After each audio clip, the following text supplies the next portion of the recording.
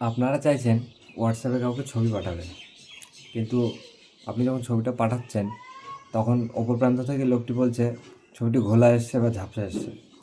তো এই ছবিটি ঘোলা বা ঝাপসা কী করে আসবে না, কী করে ভালো কোয়ালিটি এইচডি কোয়ালিটির ছবি আপনি পাঠাবেন? তো আপনারা দেখুন ভিডিওটা, হোয়াটসঅ্যাপে এই দুটো সেটিংস অন করে রাখবেন। তাহলে আপনি যাকে ছবি পাঠাবেন সে কখনোই আর বলবে না যে ছবিটা ঝাপসা আসছে বা ঘোলা আসছে। তো নতুন হয়ে থাকলে চ্যানেলটি সাবস্ক্রাইব করবেন, লাইক করবেন। তো বেশি কথা না বাড়িয়ে চলুন দেখে আসা যাক কী সেই সেটিংস, কী সেই গোপন তথ্য। প্রথমে আপনারা আপনাদের হোয়াটসঅ্যাপটি ওপেন করে নেবেন। তারপর ওপরে থ্রি ডটে ক্লিক করবেন। ক্লিক করার পরে সেটিংসে ক্লিক করবেন।